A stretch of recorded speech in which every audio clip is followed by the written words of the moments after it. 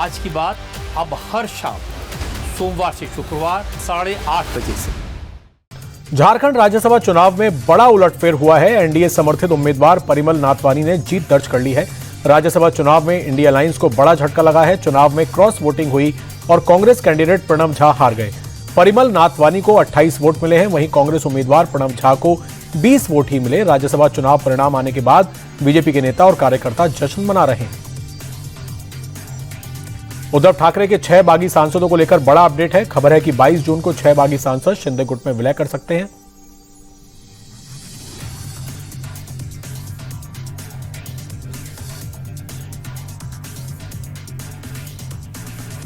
Speaker से अलग गुट, संसद में अलग बैठने की व्यवस्था की मांग की जा सकती है। सूत्रों के मुताबिक उद्धव के बागी एमपी शिंदे गुट में विलय करेंगे। 22 जून को शिंदे गुट में बागी सांसद विलय करेंगे। तो महाराष्ट्र को लेकर बड़ी खबर है। लोकसभा स्पीकर को लेटर दे चुके हैं बागी सांसद। स्पीकर से अलग गुट की मान्यता देने की मांग करेंगे।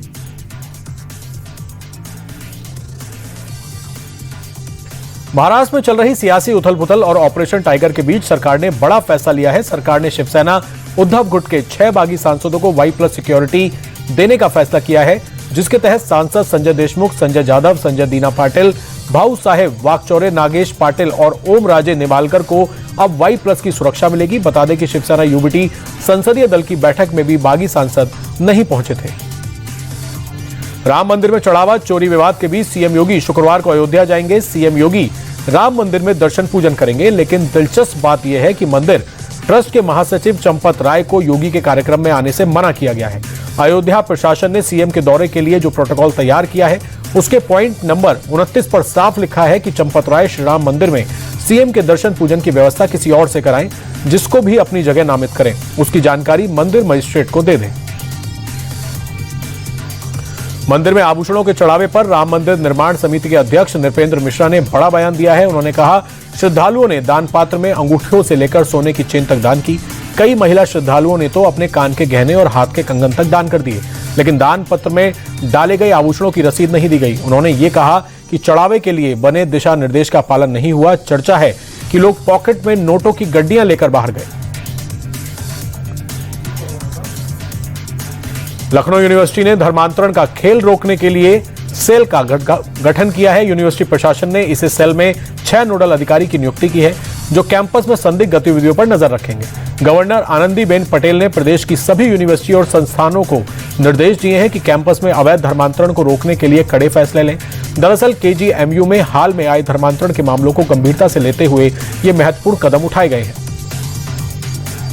भारत और ब्रिटेन के बीच फ्री ट्रेड एग्रीमेंट 15 जुलाई से प्रभावी हो जाएगा। भारत में ब्रिटेन के हाई कमीशन लिंडी कैमरून ने इस बात की जानकारी दी। लिंडी कैमरून ने कहा कि पिछले साल दोनों देशों के प्रधानमंत्रियों ने इस पर साइन किए थे। समझौते का उद्देश्य दोनों देशों के बीच द्विपक्षीय व्यापार को 2030 तक दोगुना करना और आर्थिक संबंधों को मजबूत करना है। बता दें, इस एग्रीमेंट के यूके से आने वाली कारों, स्कॉच, विस्की, चॉकलेट और बिस्कुट जैसे सामानों पर आयात शुल्क भारी मात्रा में कम होगा। वहीं भारत से यूके जाने वाले सामान पर शुल्क खत्म होगा। केंद्रीय शिक्षा मंत्री धर्मेंद्र प्रधान ने नीट परीक्षा को लेकर हाई लेवल मीटिंग की। इस बैठक में 21 जून को दोबारा होने वाली नीट परीक्षा की तैयारियों की समीक्षा की गई। बैठक में राज्य सरकारों, एनटीए और उच्च शिक्षा संस्थानों के वरिष्ठ अधिकारी मौजूद रहे। शिक्षा मंत्री ने कहा कि परीक्षा प्रक्रिया में पारदर्शिता, ईमानदारी और निष्पक्षता बनाए रखना बहुत जरूरी है। परीक्षा में किसी भी तरह की गड़बड़ी नहीं होनी चाहिए। पश्चिम बंगाल के कूच बिहार में पूर्व मंत्री और टीएमसी नेता उदयन गुहा को अरेस्ट किया गया। टीएमसी नेता को कोलकाता के फूल बागान थाने में ले जाया गया। वहीं गुरुवार को उदयन गुहा को कोर्ट में पेशी से पहले मेडिकल के लिए डिविजनल हॉस्पिटल ले जाया गया, लेकिन इस दौरान भीड़ ने टीएमसी नेता की गाड़ी पर अंडे फेंके। वहीं कोर्ट में पेशी के दौरान भी उन पर अंडे फेंके गए। पुलिस ने पूर्व मंत्री को बचाने के लिए हेलमेट पहनाया।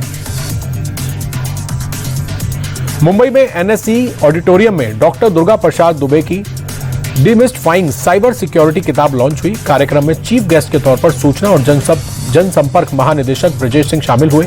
इसके अलावा नेशनल स्टॉक एक्सचेंज के MD और CEO भी मौजूद रहे। इस दौरान ब्रजेश सिंह ने कहा, मौजूद समय में साइबर सुरक्षा बहुत अहम हो गई है, इसीलिए साइबर सिक्योरिटी को समझना बेहद जरूरी है। ब्रजेश सिंह ने कहा, सुरक्षा का मतलब सिर्फ नियमों का पालन करना नहीं, बल्कि टेक्नोलॉजी का इस्तेमाल करना है। कई लोग अच्छा काम करते हैं, लेकिन वो अच्छी तरह बोल या लिख नहीं पाते। ऐसे में जब दुर्गा प्रसाद दुबे जैसे लोग अपने अनुभवों को किताब के रूप में प्रस्तुत करते हैं तो ये पाठकों के लिए एक बेहतरीन तोहफा है। वहीं लेखक डॉक्टर दुर्गा प्रसाद दुबे ने कहा कि साइबर सुरक्षा एक कठिन विषय है। इस किताब के जरिए से इसे आसान भाषा में समझाने की कोशिश की गई है। उन्होंने उम्मीद जताई कि ये किताब साइबर सुरक्षा से जुड़ी गलतफहमियों को समझने और चुनौतियों के प्रति जागरूक होने में मदद करेगी। यूपी के मिर्जापुर में दबंगों का कहर देखने को मिला, जहां कुछ लोगों ने आग की भट्टी से लकड़ी निकालकर एक युवक को पीट कर घायल कर दिया, जिसका वीडियो भी सोशल मीडिया पर वायरल हो रहा है। बताया जा रहा है मामूली कहासुनी को लेकर शुरू हुआ विवाद हिंसक मारपीट में बदल गया। वहीं पीड़ित का आरोप है कि शिकायत के बाद भी आरोपियों पर कार्रवाई नहीं की गई। हरियाणा के फरीदाबाद इंडस्ट्रियल एरिया में जूता गोदाम में आग लग गई। आग की सूचना करीब 7:30 बजे मिली, जिसके बाद इलाके में अफरा तफरी का माहौल बन गया। सूचना मिलते ही मौके पर फायर स्टेशन से दमकल गाड़ियां मौके पर पहुंची। आग को बढ़ता देख आसपास के इलाके से और गाड़ियों को बुलाया गया, जिसके बाद करीब 50 से 60 फायर ब्रिगेड की गाड़ियों ने आग पर काबू पाया। गोदाम की पहली और दूसरी मंजिल को भारी नुकसान हुआ। गनीमत की बात यह रही घटना में कोई हताहत नहीं हुआ। आग लगने का कारण अभी तक पता नहीं चल पाया है। रांची में आरएसएस दफ्तर पर बम फेंकने वाले एक आरोपी को पुलिस ने हाफ एनकाउंटर कर दिया। गोली आरोपी के पैर में लगी, जिसके बाद उसके अस्पताल में भर्ती कराया गया। बताया जा रहा है कि आरोपी पुलिस हिरासत से फरार हो गया था, जिसके बाद उसकी तलाश में निकली पुलिस ने उसे घेर लिया। लेकिन इस बीच आरोपी ने एक पुलिसकर्मी का हथियार छीन लिया और फायरिंग शुरू कर दी। जवाबी कार्रवाई में आरोपी घायल हो गया। हरियाणा के भिवानी जिले में गुजरानी इलाके के पटवारी को एसीबी की टीम ने अरेस्ट किया। एसीबी ने पटवारी को 10,000 रुपए की रिश्वत लेते हुए रंगे हाथों पकड़ा। आरोपी पटवारी ने खराब फसल के मुआवजे के लिए रिश्वत मांगी थी। शिकायतकर्ता ने इसकी शिकायत एसीबी को दी, जिसके बाद टीम ने प्लान बनाकर रेड मारी और पटवारी को गिरफ्तार किया। पटवारी के खिलाफ जांच शुरू कर दी गई है।